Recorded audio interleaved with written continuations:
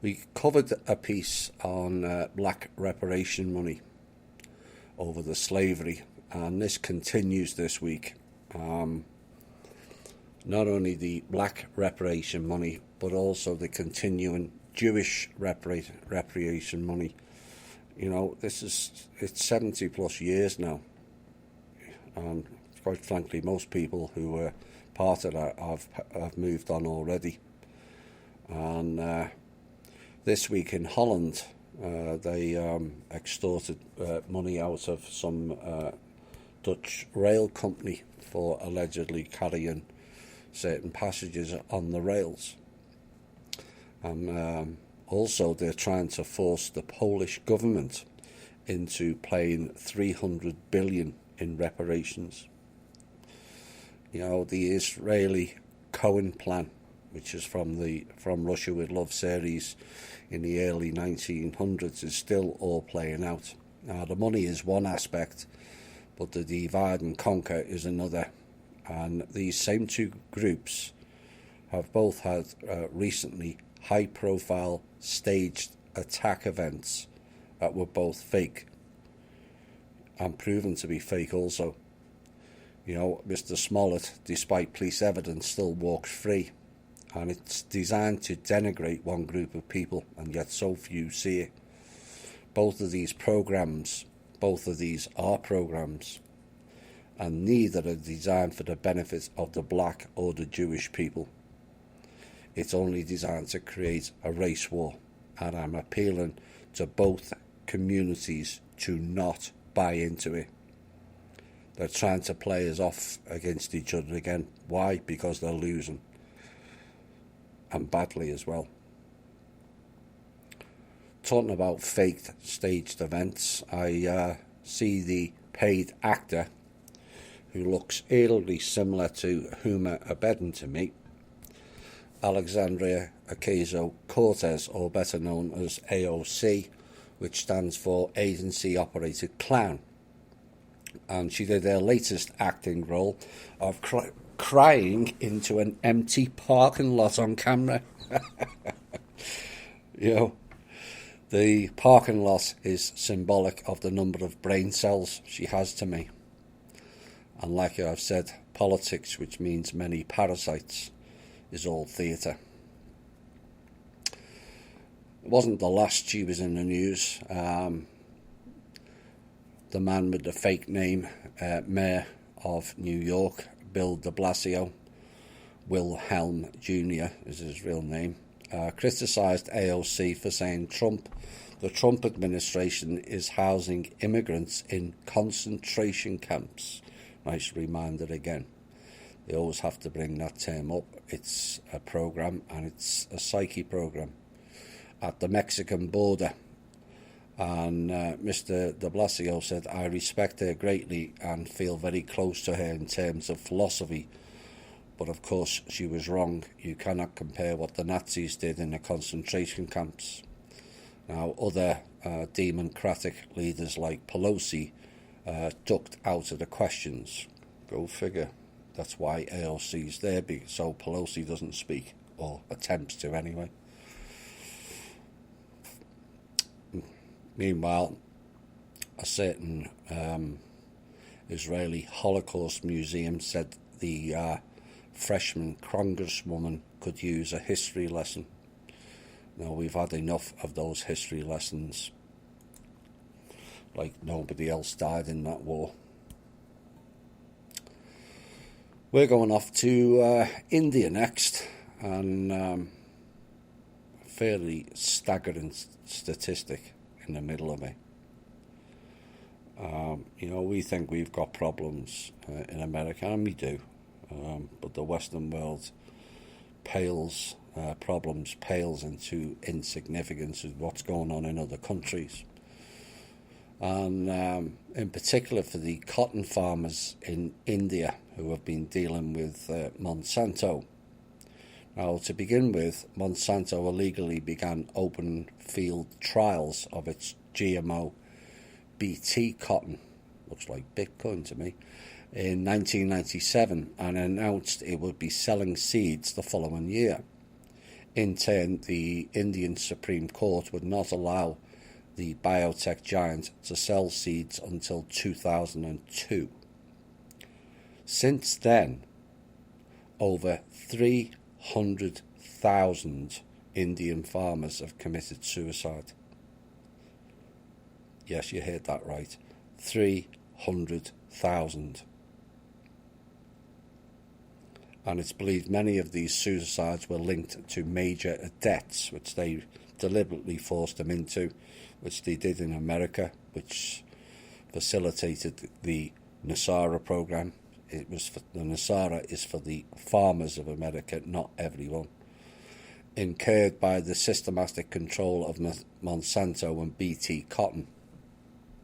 Expensive seeds and the pesticides needed can only be bought from Monsanto. And this is what's going to happen with the marijuana. They don't make things legal without several back doors. Monsanto and Bayer, which is Rothschild, are going to control the whole of the marijuana industry 100%. The Agricultural Ministry of India stated cotton farmers are in deep crisis and shifting to BT cotton, and the spate of farmer suicides in 2011-12 has been particularly severe amongst these BT cotton farmers. And Monsanto's BT cotton seeds have been dubbed the seeds of suicide by residents in India. But now, finally, India is waking up and ready to fight back. The Indian government has begun to promote the use of native varieties of cotton seeds more specific to each area. And in the time that farmers have begun switching back to indigenous seeds, Monsanto has seen a loss of $75 million. Now, leaders like Vandana Shiva are helping farmers to attain native seeds for the cotton they grow, seeds that can be saved and regrown the next year, as opposed to GM seeds, which produces sterile plants and forces the farmers to purchase seeds every year. No change there. They run that program on many levels. So Shiva, an environmental activist in India, began Fibres of Freedom, and in the heart of Monsanto's BT cotton suicide belt in Vidarbha, we have created community seed banks with indigenous seeds and help farmers go organic. No GMO seeds, no debt, no suicides. And encouragement for farmer prosperity from the Indian government is coming in other ways as well, paving the way for an organic, non-GMO India completely. Now, the states of Goa, Rajasthan and Sikkim have begun to transition to produce 100% organic agriculture, and the State Department of Agriculture has launched a state sector plan titled Assistance for Use of Organic Inputs by the Farmer, in which farmers can receive significant assistance from the government when it comes to obtaining organic agricultural inputs such as organic fertilizers and also biopesticides. This next story is no surprise. It's what I've been warning of. It's not about helping certain people. It's about creating division. And the question of whether biological males who identify as female should be allowed to participate in high school sports for the team corresponding to their gender identity might finally get answered by the federal government. On Monday, the Alliance Defending Freedom filed a federal discrimination complaint with the Department of Education for Civil Rights, seeking to reverse a Connecticut interscholastic athletic conference policy that permits high school athletes to compete as the gender with which they identify, not what they were born with. Now, the ADF claims the policy violates Title IX, a federal regulation that prohibits discrimination on the basis of sex, By allowing biological males to compete against females, the state is depriving young female athletes of equal rights, and the girls deserve to compete on a level playing field. The ADF said forcing female athletes to compete against boys is grossly unfair and destroys their athletic opportunities. Now, the ADF legal counsel, Christina Holcomb, said that this was being dealt with, and hopefully the government will fix it. What's next? Well, the way it's going, coming soon, transsexual Olympics.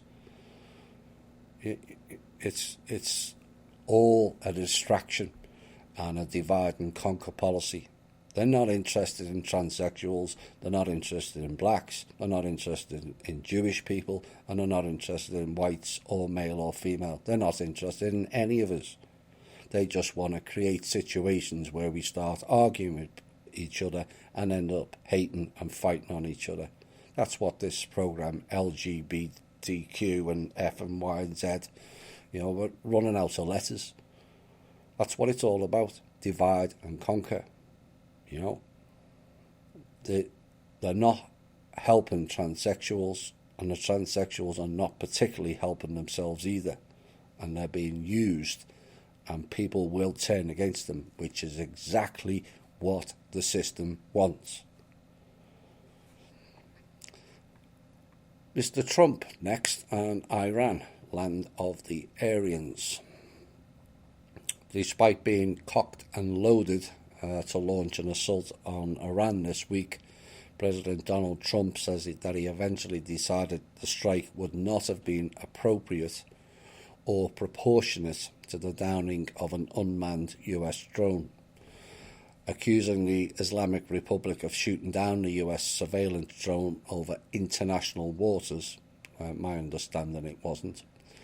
Trump tweeted on Friday that he'd pulled the plug on an attack 10 minutes before the strike was to take place. And he tweeted, 10 minutes before the strike, I stopped it, not proportionate to shooting down an unmanned drone. I'm in no hurry. Our military is rebuilt, new and ready to go, and is by far the best in the world. Sanctions are biting, and more added last night. Now, the UK government chimed in, no surprise, because it's the Blue Dragon, Black Dragon they're being run by. Said it was adamant that Iran's Islamic Revolutionary Guard Corps was responsible for the attacks on the tankers in the Gulf of Oman, insisting that neither another state nor a state actor, nice wording, had the capability to launch such an operation. Really? In a statement, the UK Foreign Secretary Jeremy Hunt said the action violated international norms and urged leadership in Tehran to desist from further destabilising activity. These latest attacks build on a pattern of destabilising Iranian behaviour and pose a serious danger to the region, he said. The video of Schumer spazzing out with Pelosi only added to the theatre. We're glad that Trump listened. I think he's more than aware now of who's playing the games. And certain people who were pushing for that war kind of hung themselves in that event. They kind of hung themselves.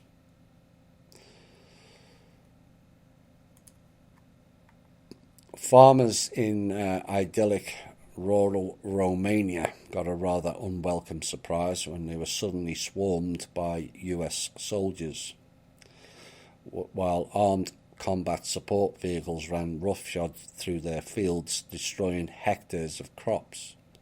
And the landowners told a local website on agriculture affairs that it had been taken totally by surprise.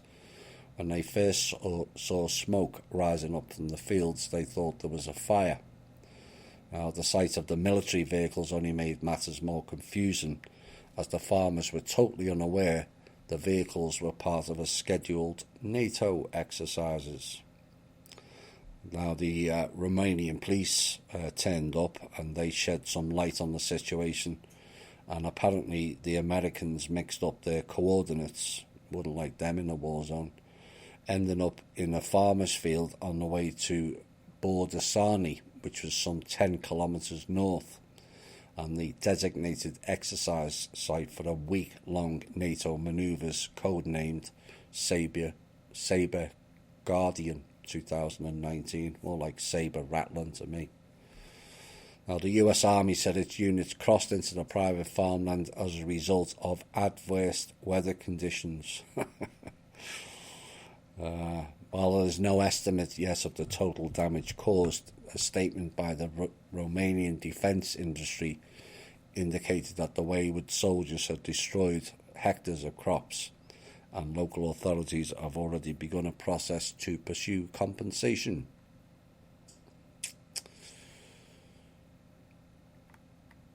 This next story is connected to the last one. More dot connecting. President Vladimir Putin has temporarily banned Georgian Airlines from flying to Russia amid rising tensions between the two countries. On Thursday, some 240 people were injured in protests in Georgia, and the protests were ignited by the appearance of a Russian MP in the country's parliament. Mr. Putin signed a decree on Friday suspending flights to Georgia by all Russian airlines, and the suspension will start from the 8th of July. A transport statement said on Saturday the reason for the latest suspension was to ensure a sufficient level of air security and arrears owed by Georgian companies. And the Kremlin said the suspension on Russian airlines flying to Georgia was to ensure Russia's national security and protect Russian nationals from criminal and other unlawful activities. Tensions between the two countries remain high 11 years after they fought a war over the region of South Ossetia.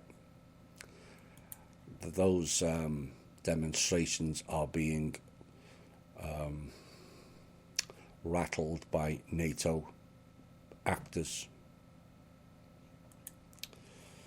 Mr. Trump again has been accused of raping a woman many years in the past in a department store now, 23 years ago. And according to the media, this is the 16th woman to accuse him of sexual assault. Ms. E. Jean Carroll, an agony aunt, television show host and magazine columnist, made the accusation in an essay in a New York magazine, which was published last Friday. Trump said on Friday that he'd never met this person in his life, and he added, "Shame on those who make up false stories of assault to try to get publicity for themselves or sell a book or carry out a political agenda. False accusations diminish the severity of real assault." I agree with that. All should condemn false accusations and any actual assault in the strongest possible terms, he said. Ms. E. Jean Carroll, not born in New York, but lives in New York and was born to Jewish parents. They sure do like the publicity, don't they? Here's another one. US President Donald Trump's son-in-law, Jared Kushner, has unveiled the first section of the US Middle East peace plan. Focusing on economics, it envisages more than half of a $50 billion fund being spent in the Palestinian territories over 10 years. And the plan will be presented at a conference in Bahrain next week. But the Palestinian Authority said it will boycott the event, having refused to engage with Mr. Trump since the US recognised Jerusalem in 2017. After last week's show, Clowns in Panic, I think I've had enough of the Kushners and their roles. Oregon next. State House shut down for safety concerns last Saturday, but the threats weren't coming from anonymous trolls or foreign fighters. They were coming from the state's Republican senators, who have teamed up with the usual labels, right-wing militias. No, they're just militias, to threaten violence, they say, over a climate change bill. Now, 11 of Oregon's state Republicans fled the state this week to avoid a vote on a bill that would cap greenhouse emissions. The group, believed to be in hiding in Idaho, left the state Senate with too few lawmakers to hold a vote. But the move is seen as more than just a legislative manoeuvre. The missing senators have partnered with the well, it's gone from right-wing militias to right-wing paramilitary groups to threaten violence, really. No, they are just there to uphold the law, which is essentially what the militias are supposed to do.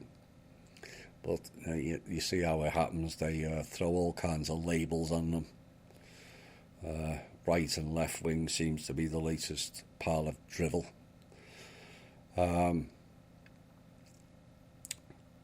And they have appealed that they should be brought back to Oregon. Now, the state senator scheduled sessions on Saturday but cancelled them after reports of several militias two-day rally to take the capital this weekend, and Oregon State Police had recommended that the capital be closed due to a possible militia threat.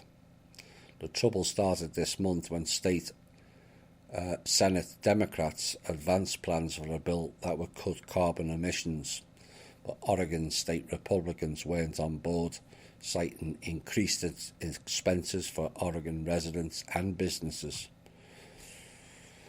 And so they all walked out. The latest from NASA, never a straight answer. Mars, it appears, is belching a large amount of gas that could be a sign of microbes living on the planet today. That swamp gas gets everywhere, doesn't it? Oh dear. I believe a single word that they ever say. Remember the graph I put out? It's probably about 12 months ago now. Hire someone, wait for the media to attack them, and then fire. This piece that was put out this week may reinforce that. Some of the Trump's administration's top officials had red flags appear during the Trump transition team vetting process, which was outsourced to the Republican National Committee, according to internal documents that were leaked this week. The documents show that many of the controversies Trump's cabinet members were eventually ousted for were already known to the transition team. The vetting documents for the former Environmental Protection Agency Administrator Scott Pruitt, who resigned following numerous controversies regarding his spending, ethics and management style, had a section titled Allegations of Coziness with Big Energy Companies. And the former Health and Human Services Secretary Tom Price resigned after backlash of Price using his private jet for official businesses. Now, vetting documents for the Price flagged criticisms of management ability, and former Secretary of State Rex Tillerson raised a red flag for his deep ties to Russia. Oh my. And the Trump transition team fired former Governor Chris Christie days after Trump's surprise victory, and the control of the transition team was then headed by the Vice President Mike Pence, who outsourced political vetting to the RNC. Nice when a proposed plan comes to fruition, is it not? Bernie Sanders. Oh dear me. The KFC chicken man. or politician. Same thing, really. Will propose on Monday eliminating all the 1.6 trillion of student debt. It's again another story that we've covered recently, makes the headline news and politicians spit it out. And a significant escalation of the policy fight in the 2020 Democratic presidential primary, 2 days before the candidates become first debate in Miami.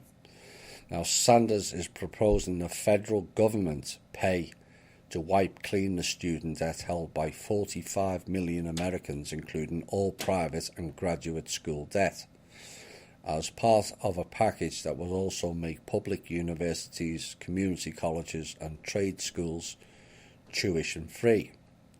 Now, Sanders, this is again something we've covered, is proposing to pay for these plans with a tax on Wall Street. His campaign says that will raise more than $2 trillion over 10 years. Some tax experts give much lower revenue estimates, though. This is another one trying to avoid the trust and eliminating their tax system. This is what it's about. AOC said the same thing, did she not? This is, presented to the public. I'll have another story later on that will make that piece rather clear. Mexico has finally got off his backside and deployed nearly 15,000 soldiers and National Guardsmen to its border with the United States. The Army chief said on Monday, admitting they are detaining migrants who try to cross after the policy triggered backlash. Under pressure from Donald Trump to slow the surge of Central Americans crossing the border, Mexico promised earlier this month to reinforce its southern border with 6,000 National Guardsmen, but had not previously disclosed the extent of the crackdown on its northern border. And they stated, we have a total deployment between the National Guard and Army units of almost 14,000, almost 15,000 men in the north of the country. Now, Defence Minister Luis Crescenzo Sandoval said at a press conference alongside the President Andres Manuel Lopez Obrador. Good move. Malaysia pushed back a hearing for Goldman Sachs Group Inc.'s 1MDB case to September after lawyers representing the US bank said the process of filing the charges remains incomplete. Now, the court set a date of September the 30th as the next case management date at a hearing on Monday in Kuala Lumpur. The Deputy Public Prosecutor Aaron Paul Shalea said 4 summonses had been issued against Goldman Sachs entities. 2 were served on Goldman Sachs Asia LLC, which has 2 addresses, shell companies, while others were sent to Goldman Sachs International UK and Goldman Sachs Singapore. Shalea added, however, Goldman's lawyers, Hisham Po Take, sought a delay in the hearing after saying the charges remain incomplete and their clients have some reservations on whether they were properly served. Now, Shalea said, referring to the US firm, our position is they have been served. The US bank is accused of misleading investors when it arranged the $6.5 billion fund of bond sales, IOUs, for 1MDB, while allegedly known that the funds would be misappropriated. Common theme that. Prosecutors are seeking fines in excess of the $2.7 billion allegedly misappropriated from the proceeds and the return of $600 million of fees that were received by Goldman Sachs. Church of Scientology is finally coming under the microscope, and it should. It's like NXIVM on steroids. And its leader, David Miscavige, who has been sued for false imprisonment, kidnapping, stalking, human trafficking, and other shocking allegations in a bombshell lawsuit obtained by a alt media site called RadarOnline.com. Now, in court papers obtained from the Superior Court of California, the plaintiff, who is listed as unnamed Jane Doe, filed the lawsuit on June 18th, 2019. She is suing the church and its leader for false imprisonment, kidnapping, stalking, libel, slander, constructive invasion of privacy, intentional infliction of emotional distress, failure to pay the minimum wage, failure to provide days of rest and meal periods, fraudulent inducement of employment, negligent misrepresentation, and also negligence.